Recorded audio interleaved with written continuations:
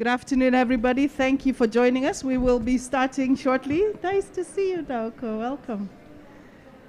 We'll start shortly. I'll ask our panelists to come and join us on the stage. George, Zbo, Harrison.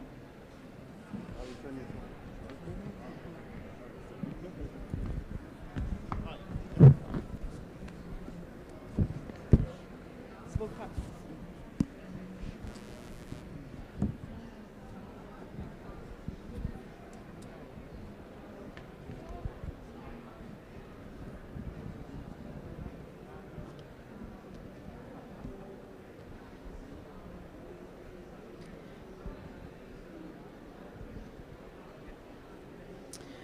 A very warm welcome, everybody. Thanks for joining us. Thank you very much. For those of you joining us here in Glasgow, I just want to acknowledge that there is a contingent joining us online. Thank you all very much. This mode is wonderful. Sometimes it looks like a small room, but we are surrounded by hundreds, usually online. So thank you all very much. Achieving a sustainable bioeconomy in the rainforest, and this is about the case of the Congo forest. My name is Wanjira Mathai, and I'm the Vice President and Regional Director for Africa at the World Resources Institute. Really delighted to be moderating this panel for a forest that I consider my personal favorite. And I actually also want to acknowledge with great thanks the Forest Governance Markets and Climate Program for their support in having us here, and then of course the hosting at the Panda Pavilion by our friends at the World Wildlife Fund, WWF. Just last week we saw the Climate Action Report confirming what I consider some very disturbing truths. The fact that decisions made today will determine the severity of climate impacts is something that we are living every single day for decades to come. I know I don't have to tell this group that how important our forests are. Terrestrial carbon sinks 30% of the climate solution. And according to the World Resources Institute, however, we lost, at least last year, 12%. Primary forest declined 12%. So we know that this is an issue of central importance. I'm also always really proud when we talk about tropical forests, because the Congo forest, the Amazon forest, and forests of Southeast Asia are the main lungs we consider. But we know now that the Congo forest is the healthiest lung, and I know Lee White will be joining us soon. He talks about the Congo as the heart and the lungs of the forest. And so this is a really fitting discussion that we're having about this forest. I want to acknowledge the fact that this is a multi-country forest, 6 countries where this forest sits, represented here: DRC, we know it, ROC, the Equatorial Guinea, the Central African Republic, and of course Gabon. So we'll be hearing the experiences of those countries. On Monday, we heard some very exciting pledges being made, 100 global leaders pledging to halt deforestation and reverse deforestation and land degradation. That is ambitious by the end of this decade, underpinned by 19 billion. And I would love to hear from our panelists today how optimistic we'll get to that, how optimistic they feel about the flow of those funds. So we'll waste no more time, and I want to start off by opening with Zbo Sylvie. Zbo is the advisor to the Deputy Vice Prime Minister, and in charge of forest and peatland. And Zbo, DRC has been a big winner in these discussions around forests, and I wonder whether you could share a little bit about how you feel about going forward apart from financial commitments. We know that that's not all that makes this work. So I'd love to hear your reflections about what has been happening and what you see going forward. What support do you need? What do you think it will take to get this done? I'm sorry, I will speak in French. I think there's someone who can translate. Donc je vais y aller un peu doucement pour ne pas... Yeah, so she's going to go slowly so the translation can take place. Ok. Donc voilà, nous sommes heureux et optimistes, surtout heureux d'être présents ici à cette COP qui en fait est un point culminant pour les forêts de la République démocratique du Congo. So we are very happy to be here at the COP, which is really a big point for the forest of the Democratic Republic of Congo. Aujourd'hui, la RDC se positionne comme un pays solution face au changement climatique. Nous sommes à mesure de pouvoir démontrer à la face du monde que l'humanité devrait soutenir l'action du Congo dans la préservation des forêts. So DRC is a country that is a country of solutions in the face of climate change, and we are ready to demonstrate to the world that we are carrying those solutions.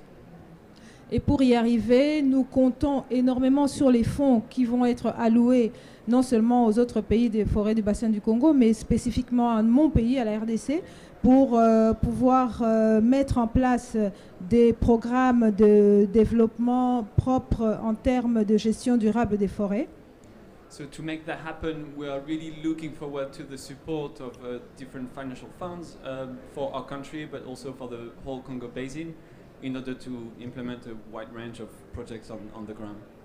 Dans la mesure où nous savons que les populations autochtones attendent beaucoup des politiques, et ces populations autochtones attendent aussi en termes d'énergie pour pouvoir mettre en place des projets de développement, des microstructures qui vont faire en sorte qu'ils ne puissent plus s'appuyer sur les forêts pour les différents besoins quotidiens. So especially in terms of indigenous peoples and local communities, the idea is to really support those populations in terms of forest management and make sure that it's oriented towards more sustainable practices. Voilà.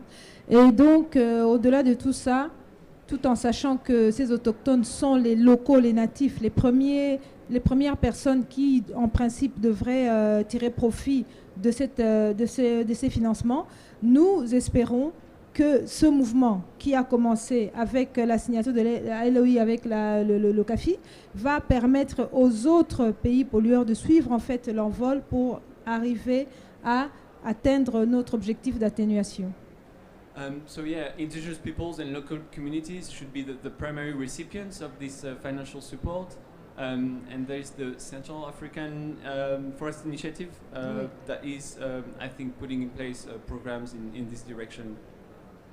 Et tout ça, c'est des efforts qui ont été faits pendant presque un an. Et nous sommes heureux aujourd'hui de voir que petit à petit, l'idée est en train de germer. Et nous espérons qu'avec le temps, les choses vont aller en évoluant. So those projects on the ground have been going on for a year, and there has been positive progress made, and really looking forward to obviously more progress being made in the future. La RDC, avec ses forêts, ses tourbières, en tant que pays solution, est à la fois présente et aujourd'hui attend beaucoup de la communauté internationale en termes de gestion durable. Et tout ce que nous pouvons espérer, c'est que le processus puisse continuer. Voilà. So DRC is really a solution country thanks to its forests, and there are some expectations in terms of sustainable management towards the international community.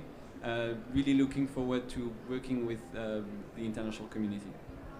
Absolutely right, and I think people are starting to acknowledge this. Please, Monsieur le Traducteur, don't leave. I want to exhaust the questions for Zbo while you're still here. I wanted to follow up with a question, Zbo, about trade and the role of trade in the protection and in the whole bioeconomic systems for the Congo. Donc la question c'est sur le rôle du commerce par rapport au projet donc, que vous avez évoqué. Si vous pouvez faire un retour sur cet aspect commerce.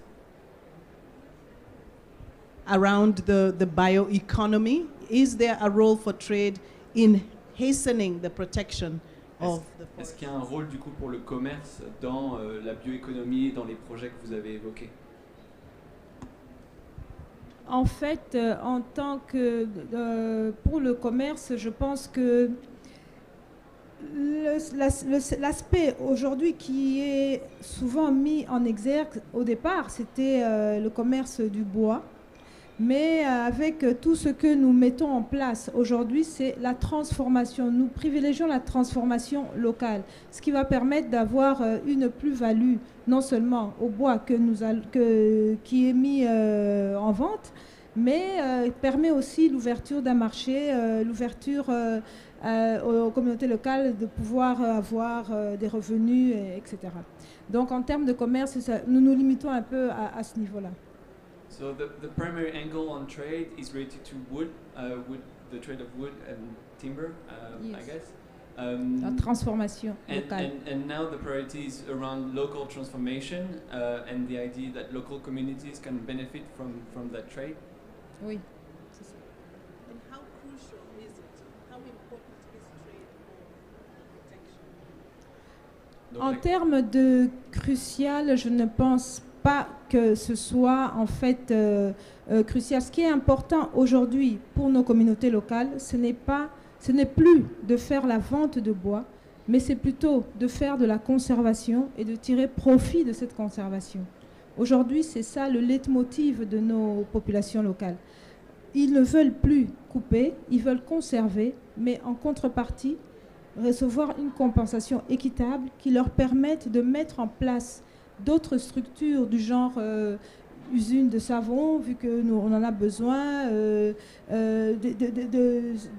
farms, des fermes en fait, fermes, élevage, etc., qui peuvent en fait emmener les gens à vivre décemment. Ou ensuite briqueterie pour construire des maisons en dur, pouvoir avoir accès à l'électricité renouvelable, etc. Mais aujourd'hui, la priorité, c'est les compensations équitables qui permettent d'avoir un vécu quotidien meilleur. Voilà. So the priority today is just beyond just cutting trees and focusing on this transformation aspect. So the idea is to work on the livelihoods of local populations, so they're able to conserve and not cut. And the idea is really to make sure that there is also a form of compensation for taking care of conserving the ecosystems. And obviously benefiting local livelihoods and thinking just beyond cutting trees, for example, in terms of housing, in terms of jobs at the local level. Thank you, Sbo. Thank you very much. I want to turn to the video that is Rosalie Matondo. She was going to join us from the Republic of Congo, but she has sent us a message which we're going to... Avant de commencer, j'aimerais donc présenter mes hommages à WWF qui nous a invités à participer à cet événement parallèle de Side Event sur la bioéconomie et vous dire comment le gouvernement congolais, la République du Congo, s'est engagé dans la gestion durable de ces écosystèmes forestiers. Je voulais vous dire que la République du Congo, c'est 23,5 millions d'hectares de forêt. Nous avons entrepris de créer 15 000 hectares de forêt de production. Donc 15 000 hectares qui constituent donc la part forestière qui va à l'économie. Donc c'est-à-dire que nous signons des partenariats publics-privés pour gérer durablement ces forêts. Une exploitation à faible impact, avec seulement 1 à 3 arbres qui sont exploités par hectare. Nous voulons également vous dire l'engagement du Congo qui a créé à peu près 5 millions d'hectares de forêts de conservation. Nous avons à peu près 13 aires protégées dans notre pays, 13 aires protégées sur tout l'ensemble du territoire national. Nous voulons également vous dire que dans le cadre de notre engagement sur la préservation du climat et puis également à la recherche des sources de revenus pour les communautés, Le gouvernement de la République du Congo a donc lancé un grand programme national d'afforestation et de reboisement pour 1 million d'hectares de plantations. Des plantations à multiples usages. Parce que nous pensons que l'avenir du bois, c'est également l'avenir des plantations. Parce que nous n'allons pas continuer à soustraire du bois de nos forêts naturelles, mais il faut créer des plantations artificielles pour permettre à continuer à créer une valeur ajoutée sur les bois de plantation et sur les produits forestiers non ligneux. Et cela va permettre également à faire de l'agroforesterie, parce que dans l'agroforesterie, vous avez aussi la participation des communautés locales qui peuvent introduire des cultures vivrières sur les interlignes des plantations forestières. Donc nous penserons que aujourd'hui l'économie liée au secteur bois doit prendre en compte le triptyque de développement durable, c'est-à-dire ça doit pourvoir notre économie nationale, mais en même temps respecter la gestion durable des forêts à travers la conservation de la biodiversité et également prendre en compte les populations qui vivent autour et dans les forêts. Parce que nos forêts, il n'y a pas que des arbres. Dans nos forêts, nous avons les communautés locales qui vivent en utilisant les biens et services de ces forêts. Donc les produits sont dans les forêts, les produits utilisés par les communautés locales sont dans ces forêts et nous voulons apprendre à nos populations des mécanismes alternatifs qui permettent à ces populations de continuer à vivre en prélevant rationnellement les produits de nos forêts. Donc le sujet que vous abordez, c'est un sujet très important parce que quand on demande de faire attention ou bien de s'engager vers la gestion durable des forêts, il ne faut pas comprendre par ça que nous devons mettre sous cloche nos écosystèmes forestiers. Moi, je pense que tous, nous devons travailler ensemble pour voir comment nous pouvons continuer à vivre de ces ressources naturelles, mais en même temps à respecter ces ressources naturelles en les gérant durablement pour que nous puissions rendre des services environnementaux, pour que les écosystèmes forestiers continuent à rendre des services environnementaux à toute la communauté internationale, parce qu'il est admis que les forêts nous aident beaucoup à séquestrer le carbone, donc à lutter contre les effets du changement climatique. Donc nous voulons que nous travaillions ensemble, ce n'est qu'ensemble que nous pouvons avoir des solutions pour notre planète. Je vous remercie pour votre aimable attention. Thank you. That was Madame Rosalie Matondo. She's the Minister for Forest Economy from the Republic of Congo. And her remarks really in many ways capture and match what you said, Sbo. But I want to move to George, and you heard what our ministers are saying about the forest, and certainly we have an opportunity now to really deepen how we use, engage with our forests. From the Forest Stewardship Council, could you share with us what are your thoughts about what you've been hearing this week, and certainly the perspectives from FSC? Thank you very much, and thanks for giving me this opportunity to join this panel. When we talk about forest certification, generally we see logging, and it is associated with logging. Yes, logging plays a great part. It's the central product around which forest certification works.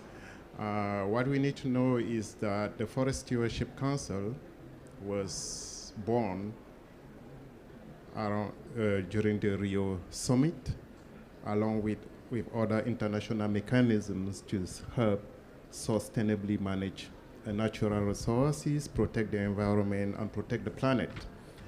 And it's a mechanism that enables to deliver a stream of sustainable wood to the market.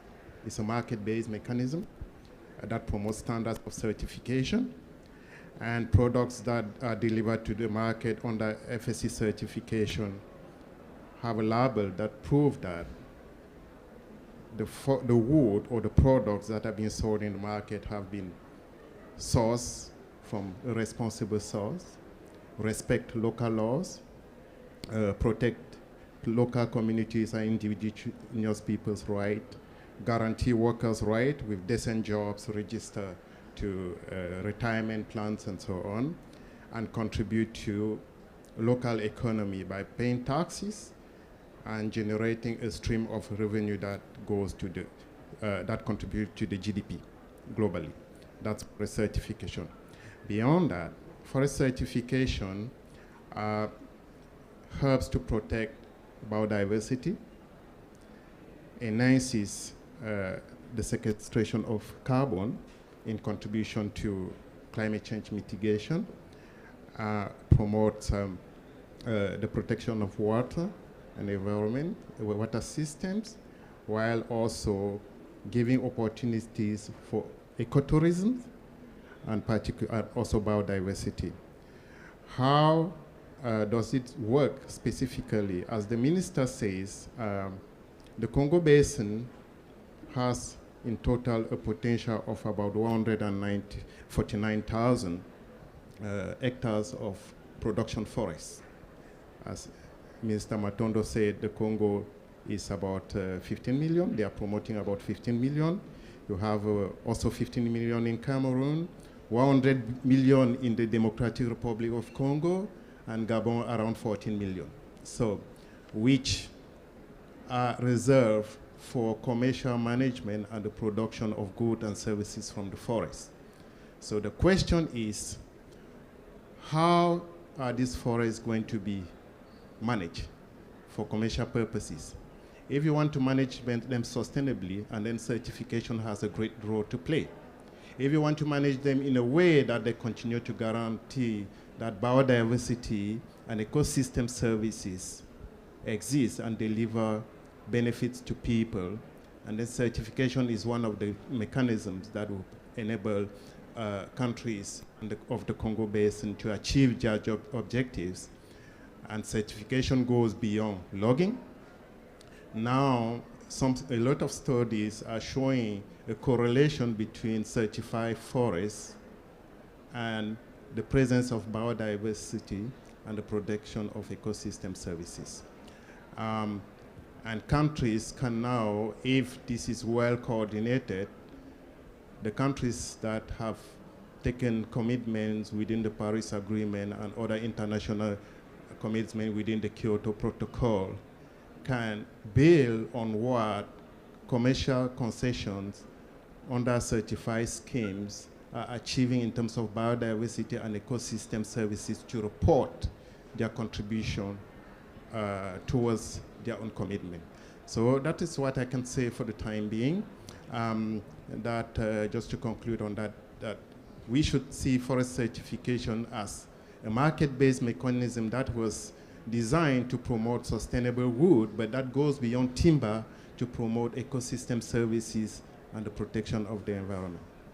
Thank you very much, George. And that sets up very nicely for me to ask Harrison, who knows quite a bit himself, having been Internal Affairs Minister in Liberia and former MD at the Forestry Development Authority there. Harrison, what's your thought? There's a lot has been made here about the fear of greenwashing, the fear that our forests will be used in ways that we cannot guarantee. And FSC has laid out very clear criteria for certification. What do you say to those who are doubting that this could work? Thank you. Thank you. I listened carefully to my sister right here and the minister from home, and my FSC friend from, where are you coming from? Kenya? Cameroon, okay. Yes, just as the Congo Basin is important to the lungs, if I say important lung of Africa and the world, so is Liberia, the small country located in West Africa, which is the biggest forest country in that ecosystem that we refer to as Upper Guinea. But all of these things that we are talking about, and all of the money that you say have been pledged, yes, we are very happy and optimistic but with a good bit of skepticism. How long have we been saying this? How does it go down the line, the trickle effect? So the forest, yes, everybody wants to have a green economy, a carbon neutral economy. Well, where does the money come from to do so? How do we conserve the forest? Our people, our country is a little close to 200 years now, from 1821. In fact, 200 years, 1821 to 2021, 200 years. And after 200 years, we still got more than 70% of our forest standing in the sub-region. We've gone through 14 years of civil war. We've gone through Ebola. Our youthful population of 65% youth. Young people are graduating from college with first degree, second degree, no employment. So our people look at the forest in the commercial logging with that scope, that we can give logging concession, we can collect fees for stumpage, land rentals, etc. But today the language has changed. We have been working to conserve the forest more. Our forestry reform law says that we can keep 30% plus more of the remaining forest standing. But how do we police the forest? How do we compensate the local people that have protected the forest to date?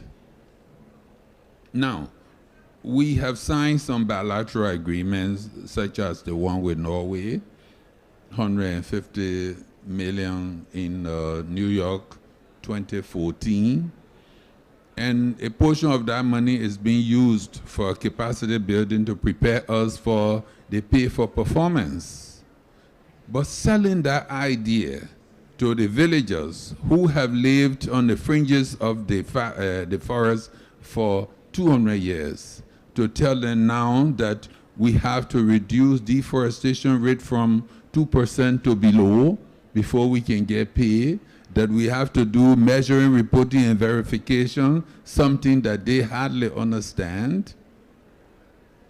And so what do we tell them? So actions need to be taken from developed countries, because those of us in the developing countries that know these concepts and try to sell them to our people, we are seen as stooges for the West. That the West has used its forests to develop its side, and now they're telling us, no, don't cut your trees down. What happened to their trees? So for me to stand there and say, yes, this will happen, means that there has to be tangibles. Everything that we are talking here today is abstract as far as we are concerned. And now I'm talking like the guy living in Bopolu in Liberia. So we need to see actions. I'm happy to be here. I'm grateful to WWF. I really hope that the world can come together to save the forest. How do we save that forest? Those small countries like Liberia, Sierra Leone, Cote d'Ivoire in the neighborhood, but most especially for Mother Liberia, whose revenue envelope is less than 600 million. We need the money for the ecosystem services that our country provides, so that we can improve our economy, so that we can divert our sources of income from logging to conservation, carbon sales. You listened to Minister White the other day. He said the value of carbon in Europe is $65. The value for carbon in Africa, in the tropics, and not only Africa, but of course in Brazil and Indonesia Papua New Guinea and other places is $5. What a justice. So yes, we want to have green economy. We want to conserve our forests to mitigate climate change and its effect. But compensation. So I'll stop there for the meantime. Terrific, Harrison, and you're absolutely right. Lee White, yes, a round of applause. I see people resonating with what Harrison is saying, and in fact, that's why Article 6 is so crucial, because the price of carbon at $5, Lee White was incensed for his beautiful, fresh oxygen that is coming from the Congo forest. That's really, I'm going to come back to you, Harrison, in a little while, but I also want to let the audience know if there's any questions you would like to address to any of the panelists, please prepare yourself. I'll come back to you. But I want to come back to this question about credibility. And maybe to you, Sbo, and I know there are some French speakers here, because both Sbo and you, George, this issue of credibility has been raised a lot. How optimistic are you that this is different? Are there signals that this is different this time? Yes. En fait, quand on parle de crédibilité, on parle d'une politique de transparence. Je crois que à notre niveau, nous faisons en sorte que tout ce qu'il y a comme financement pour tout ce qui concerne la conservation des forêts, nous faisons en sorte que cette transparence-là soit de mise. Et si aujourd'hui on doit mettre en question cette transparence-là pour ne pas respecter les engagements vis-à-vis de la RDC, vis-à-vis des forêts de la RDC, je pense que ce sont des faux fuyants. Et il est temps aujourd'hui de faire une levée de fonds, une véritable levée de fonds pour permettre que cette politique transparente que nous prônons, que nous mettons en exergue actuellement au niveau de la RDC, soit prise en compte et permette de véhiculer ces fonds aux véritables destinataires, comme vient si bien de le souligner mon cher frère du Libéria. Et l'accompagnement, bien sûr, des structures de l'étranger est toujours de mise. Hein. C'est ensemble que nous arrivons à atteindre les différents objectifs. C'est ensemble que nous pouvons réussir à mettre sur pied tous ces différents programmes. Surtout que, bien qu'en étant propriétaire de ces forêts, mais ces forêts permettent en fait au monde entier de combattre le changement climatique. Donc c'est à ce niveau-là de transparence, je pense que le problème ne se pose pas, parce que déjà, sur tous les différents programmes, nous travaillons main dans la main avec les différentes coopérations étrangères, et de ce côté-là, il n'y a pas de souci. Je ne sais pas si un frère a... Si, translation?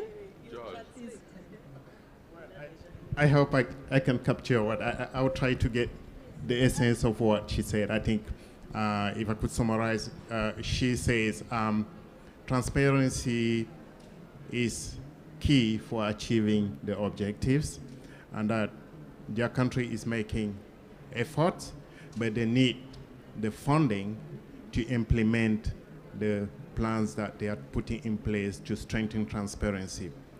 And that the other agreements are international cooperation or the decision made at the international level should be implemented to build the confidence locally, so that will contribute to strengthening the transparency framework. That's what it's. And then working in cooperation with partners to make it happen. So that's it. Yeah. Yeah, they will not achieve it alone. They need partners. They need cooperation and partners. And that they are there is together that they will work to achieve transparency, not just their country alone. Thank you very much, Sbo. And I think to your point and the point that Harrison made, I mean, this is the big challenge. Can we make can we bridge that gap and make the financing that's required happen at the scale that's required as well? Does anybody have any questions? Yes, go ahead, George. Go ahead. Yeah, okay. Let me come back to my role as a panelist now. You can. To say, the FSC certification, of course, is one of the kind mechanisms to promote transparency in the effort to reduce corruption in the forest sector. It's a challenge because transparency or corruption is a multifaceted phenomenon that have local to national to global mechanism functions, and you have powers in play, interests in play. If you really want to address it, and when you add poverty to it, and then it becomes a very complex issue, because in a very poor country, like various parts of the DRC or many parts in the Congo Basin, the line between legal and illegal logging, for instance, is very tiny. Do you consider someone who is surviving, cutting the forest to survive because they have no choice to do illegal logging, while United Nations human rights has one principle of the right to living? So these are the kind of things that you face when you want to foster legality and transparency in the forest sector. When you want to address corruption, how do you face acute poverty and struggle to survive, legality and sustainability? How do you build that together? While we do this with industrial operators or companies, you know that globally in the society you have pressures and forces that may be creating the fertile ground for corruption and illegality to prosper. How do you address that? It's a systemic problem. It's not just in the forest sector. It has to do with many other sectors in the country, in the economy, and globally, including the failure of international systems to deliver their own commitment that can really make the issue of transparency become a monster to address. Thank you, George. I know we'll come back to the panels, but I just want to check and see if anyone in the audience has an interest in asking the panelists any questions. Yes.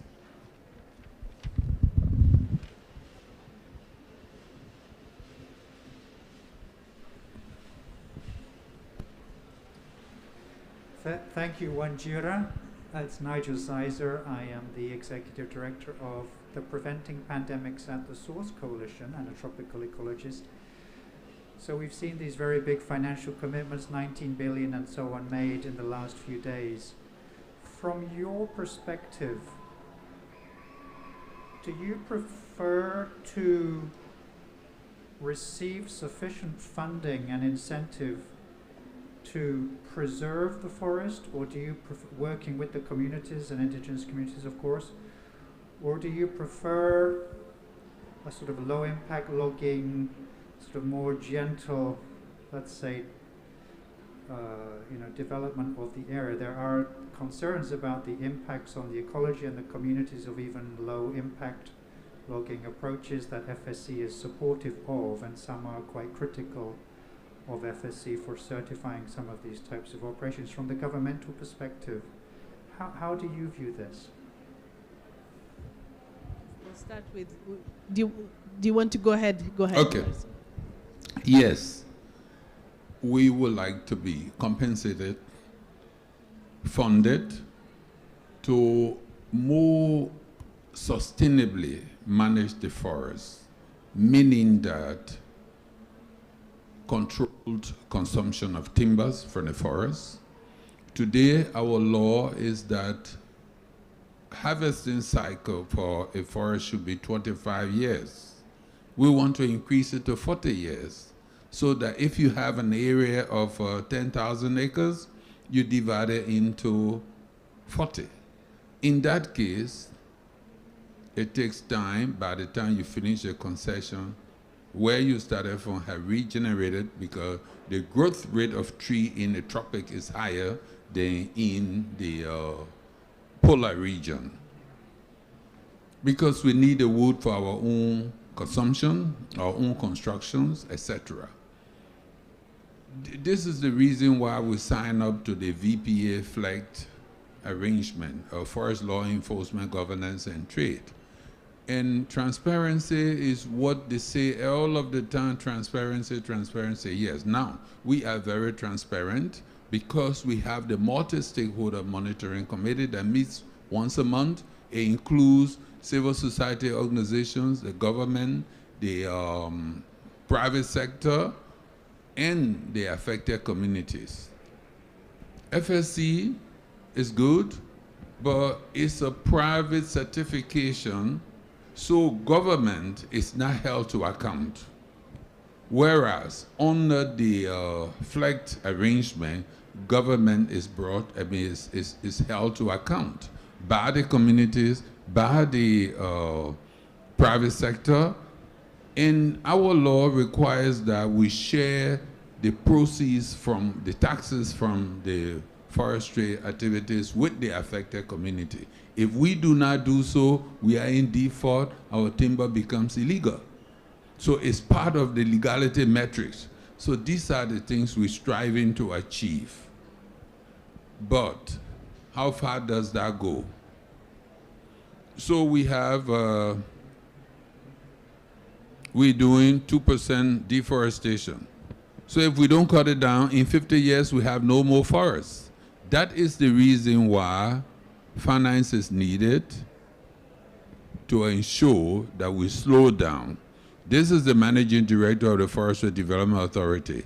Every year, he's called to the National Assembly and taxed to produce between $10 to $15 million a year from forestry taxation. What does he do? He has to cut down trees, pay for stumpage, pay for export, etc.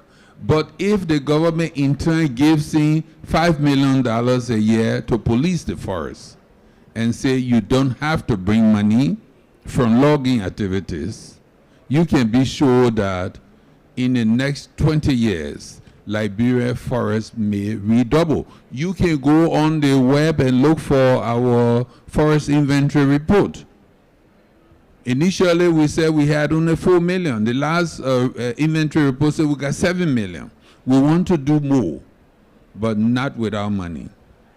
Not without money.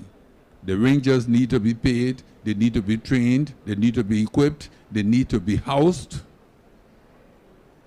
We are the only country in the sub-region without arms in the hands of our rangers because of arms embargo emanating from our war.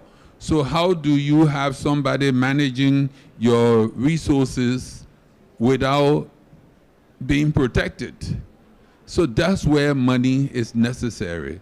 And we hope that all of these pledges will go to those that need them most and not those that talk more and present good papers.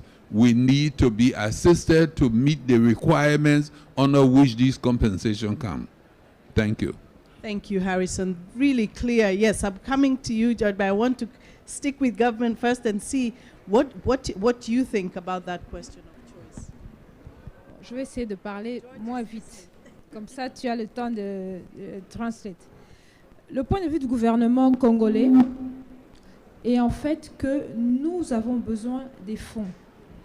Ces fonds vont permettre de mettre en place des programmes qui vont permettre que les conditions de vie de nos autochtones, de nos populations qui sont localement dans le fin fond des forêts là, puissent avoir une vie meilleure. So from the Congolese government point of view, they need funding to enable them implement programs that will improve the livelihood of poor people right to the most remote communities in the country. Quand vous faites un voyage dans les forêts du Congo, vous serez choqué de voir qu'il y a des enfants qui ne vont pas à l'école. If you take a trip across Congo, you will be shocked to discover that you still have children who don't go to school. Et ces enfants sont les gardiens de cette forêt. and they are custodians of the forest. Vu que de manière traditionnelle, de père en fils, en petit-fils, on leur apprend comment préserver la forêt. And that these children across generations have been taught how to preserve the forest. Aujourd'hui, on dit qu'au Congo, on coupe beaucoup. Mais si vous regardez les statistiques au niveau de notre direction générale des forêts, c'est dommage que notre directeur général des forêts ne soit pas là. Vous serez choqués de voir que sur l'échelle, le taux de déforestation, il est moindre. Yeah. That Congo is generally accused of deforesting a lot, but that if you look on statistics, and she regrets that their director of forest is not around, you will see that Congo is at the lower level of deforestation. Et aujourd'hui, la politique qui est mise en place est pour en fait encourager les gens à la conservation. And that the policies that are implemented aim to encourage people to protect the forest. Et en compensation, je pense qu'il est quoi de plus normal de mettre un accent particulier sur l'énergie. So in compensation, it is normal that emphasis is put on energy, Oui, qui est facteur de développement which is a factor of development, et qui va arrêter la pression sur les forêts. and that will reduce pressure on forests. Et au-delà de tout ça, mettre un accent particulier sur l'éducation Emphasize education, qui permettra aux générations futures de comprendre le bien fondé de cette politique de conservation. Education will enable future generations to understand the importance of conservation. Et surtout, arrêter de penser que les populations locales sont facteurs de déforestation. And we should avoid to continue fostering the notion that local people are deforesting. Parce que nous avons entendu certaines idées disant qu'il fallait arrêter diminuer les naissances pour arrêter la pression sur les forêts. And that a lot of ideas circulate, including the notion that they should decrease population to reduce pressure on forests. C'est ridicule. Mais dans tous les cas, nous avons besoin des fonds. This is ridiculous, and the most important thing is that they need funding Pour mettre en place des programmes, to implement programs, bien sûr avec la contribution, la participation de tous nos partenaires internationaux et locaux. this in partnership with national and international partners, Pour qu'en toute transparence et en toute objectivité, nous puissions arriver à réussir notre plan d'atténuation et d'adaptation. so that with transparency and objectivity, we achieve our mitigation objectives. Et je pense que l'Afrique a les mêmes problèmes, les différentes forêts africaines ont le même problème. Across Africa, you find the same kind of problem. Seuls ces fonds permettront de résoudre le problème de la gestion durable des forêts. Only funding will help solve out these problems. Okay, I get back to my own role as panelist. I will not contradict what you say, but just compliment a number of things. From my experience, no amount of funding thrown into the field will solve the problem. The problem is not just money. The problem is the systems that we put in place to make things work. And these systems are not just a single sector base. They are not just one country base. They are international, systemic, regional, eco-regional. How do we make it work? It's not just amount of money. We can pour all the money we want in one country. If we don't have systems and paradigms that function, that would not lead us anywhere. And the overall notion of compensation comes from the